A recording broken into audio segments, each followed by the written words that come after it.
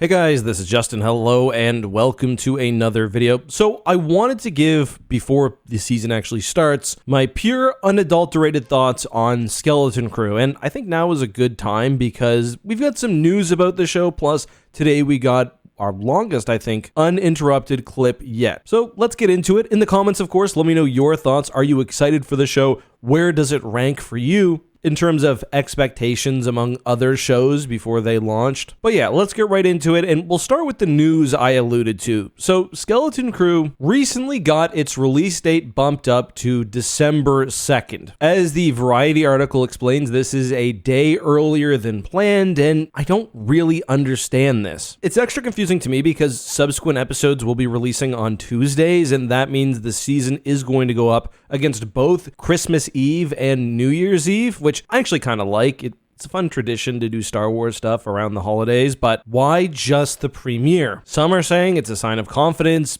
I don't know why. I don't read it that way. For me, Disney has metrics about the show, and they've built their marketing around a specific release time, so for me, any sort of deviation, it's a bit weird. What I'd be really curious to know is whether screeners had already went out to the media at this point, because that's the next thing I want to talk about. But I've got a bit of experience here, which I will talk about. We know that the review embargo also releases on that Monday, so reviews will be coming out the same day the episode releases, which isn't super weird. I have reviewed many Disney Plus shows. Often the full detailed review embargo expires the day the content releases. For TV shows, movies, I imagine it's different. But why I'm a little concerned is typically alongside a review embargo, you have what's called a social media embargo. You know what? I'm just going to give you a concrete example. So for Ahsoka, the review embargo for episodes 1 and 2 lifted on August 22nd at 12 p.m. Eastern Time. And this was a weird one too because I got the screener for that on the 17th. Then on August 18th, the release date for the show, which was initially the 23rd, was actually moved to that same day. Whether they planned that before the screeners went out, who knows? I'm guessing they probably did. But alongside the review embargo, Ahsoka had a social media embargo, which lifted on August 17th, a full 5 days earlier. Really, it was 12 a.m. on the 18th, but whatever, you get the idea. What is a social media embargo? Well, you can't give any real details.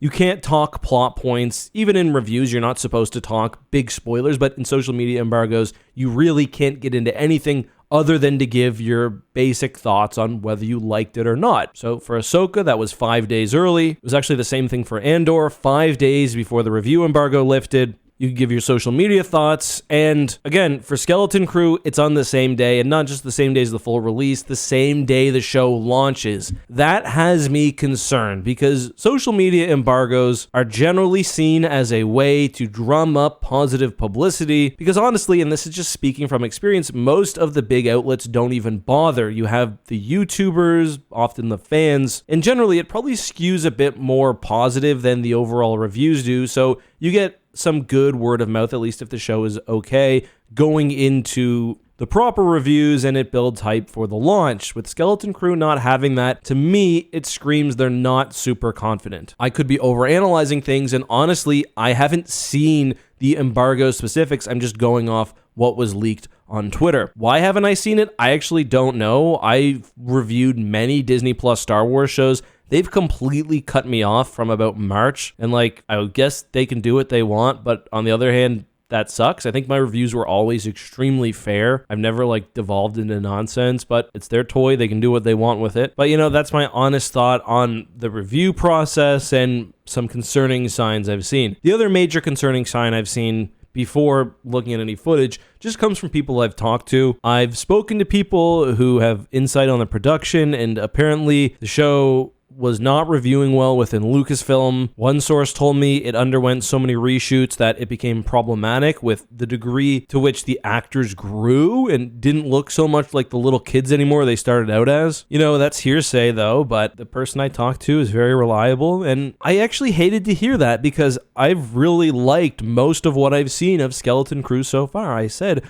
regarding the big trailer, I really liked that. I was excited. The show looks like a ton of fun. I will say though, watching the full 2-minute clip they released today, I'm a little concerned. You know, Star Wars is big on vibes, and while there are some things I think the show does really well, I think the effects are great, I think the aliens are great, some is just too much. Like, it always seemed to be pretty Earth-like, but this goes a little too far for my taste. Like, these are just the suburbs. Most of these shots you could watch and think this is some Stranger Things variant which takes place 50 years in the future. And I sort of always felt like that, but I think the clip really kind of drove that home with him going through the suburban streets with sidewalks and street lamps, and it's just a lot. I'm going to obviously give it my full attention and a full chance. I want it to be good. I really do want it to be good, but I wouldn't be honest if I ignored the fact that I've got some pretty serious concerns. That being said, watching this, my hope is still that this ends up feeling like one of the Bantam era Star Wars books I loved. A little ridiculous, definitely silly, but with heart and with a really good feeling of adventure. That's what I want, and I'm happy that they're at least making an effort to try some different things out. Just my thoughts, though. I know this isn't the normal lore video I've been doing, but I wanted to talk about the show before it launches. Let me know your thoughts on all this, though, down below, and I'll see you guys soon.